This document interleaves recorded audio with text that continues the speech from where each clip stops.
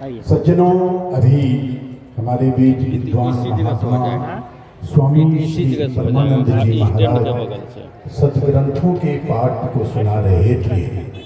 उससे विदित होता है कि आज का प्रतिपाद्य विषय ईश्वर का स्वरूप और उनके प्राप्ति के यत्न विषय हैं।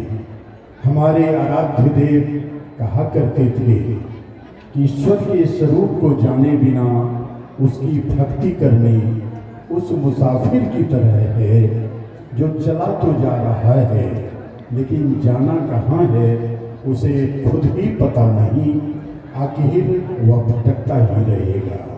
इसलिए हम ठीक ठीक बुद्धि में ईश्वर के स्वरूप को जाने और उसकी भक्ति करें।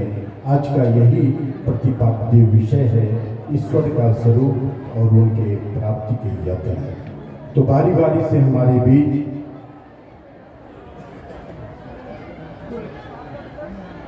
और अब हमारे बीच झारखंड प्रांत धनबाद से पधारे पूज्य स्वामी श्री शिवनारायण जी महाराज सादर विराजमान हैं।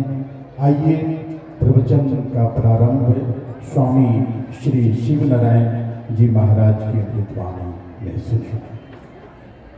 बोलिए प्रेम से श्री सद्गुरु महाराज की जय। मंगल मूर्ति सद्गुरु मिलवे सर्वाधार, मंगल में मंगल करन बिनवा धन्य धन्य सद्गुरु सुखदा, महिमा कही न जाए, जो कछु कहो तुम्हारी कृपा, मोते कछु न बसाए। पूज्यपाद गुरुजन, समस्त पदाधिकारीगण, संवेद समादरणीय सज्जनवृंद, आदरणीय माताओं तथा भक्तिमती बहनों, शवों के अंतःकरण में विराजमान परमात्मा को बार बार नमन। अभी हम लोगों ने ईश्वर स्वरूप के संबंध में पाठ को श्रवण गोचर कर रहे थे। ईश्वर स्वरूप के संबंध में कोई कुछ कहे तो हकीकत बात तो यह है कि वाणी का विषय नहीं है, तथापि लोग कहते हैं, सुनते हैं, सुनाते हैं और परमार्थ बनाते हैं। संत कबीर साहब ने कहा, कहत सुनत सुख उपजे और परमार्थ होए। ईश्वर के संबंध में कुछ कहते हैं और सुनते हैं तो परमार्थ बनता है। संसार की बातों और घर गृहस्थियों की बातों को कहते और सुनते रहेंगे तो संसार नहीं बनेगा। हम आप लोग अच्छी तरह से जानते हैं कि दुनिया के ही नहीं, तीनों लोकों में सबसे महानतम कार्य करने हेतु हम लोग उपस्थित हुए हैं। इसलिए हम लोग ये सोचना चाहिए कि ठीक से हम लोग बैठ जाएं। हल्ला उल्ला बहुत हो रहा है, तो निवेदन है कि आप लोग बैठ जाएं। तो मैं कह रहा था कि ईश्वर स्वरूप के संबंध में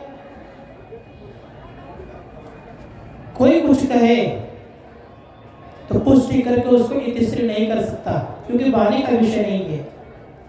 और हम आप लोग अच्छी तरह से जान रहे हैं कि जो परमात्मा अनित्यो नित्य स्वरूप है, जो सर्वत्र है, उन परमात्मा के संबंध में वाणी से कैसे कह सकते हैं।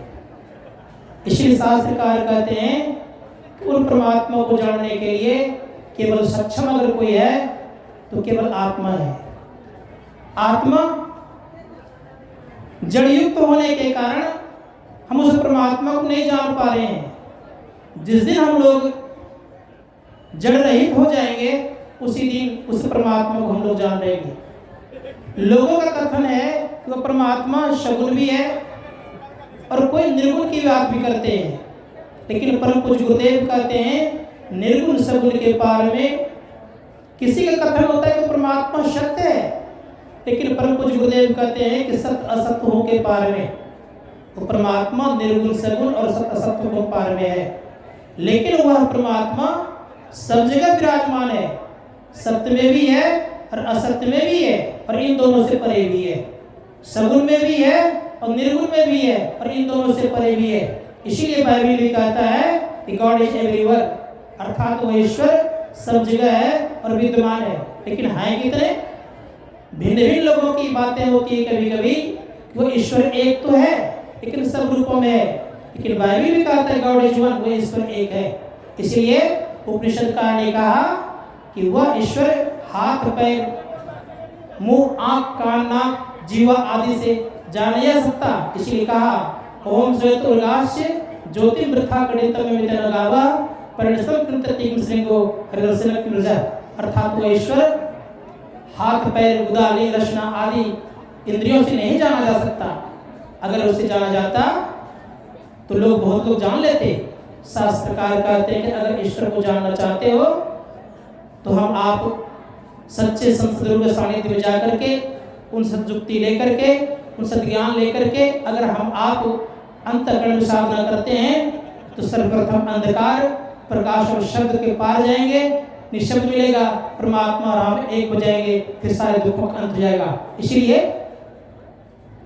महर्षि नहीं परमहंस जी महाराज ने कहा प्रभु अकथ अनामी, वो अनामी है और वो अकथ भी है, वर्णन में आने योग्य भी नहीं है। इसलिए आपने पाठ में सुना प्रभु वर्णन में आवे नहीं। तो जो प्रभु परमात्मा वर्णन में नहीं आने योग्य है उनके संबंध में कोई कुछ कहे तो संभव नहीं है। तो हम लोग विचार करना ये चाहिए कि परमात्मा की प्राप्ति का मार्ग एक है और एक के रूप में प्रकाश और शब्द है। शब्द की पूर्णता में हम प्रपिता परमात्मा को जानते हैं, लेकिन प्रारंभ हमें मानव जप से और मानव ध्यान से करना चाहिए। तत्पश्चात हमें दृष्टि योग या बिंदु ध्यान करना चाहिए। बिंदु में जब नाद की उत्पत्ति होता है, जब उसको प्राप्त करते हैं साधक, तो कहा नादों से नादों में चली प्रणव ध्वनि सारे एक ओम सतनाम ध्वनि में ही उभव पारे। तो समय सीमा के अंतर्गत रहते हुए अपनी वाणी को विराम देते हुए बोलिए प्रेम से श्री सद्गुरु महाराज की जय। झारखंड प्रांत के धनबाद महानगर से आए हुए पूज्य स्वामी श्री शिव नारायण जी महाराज अभी ईश्वर के स्वरूप में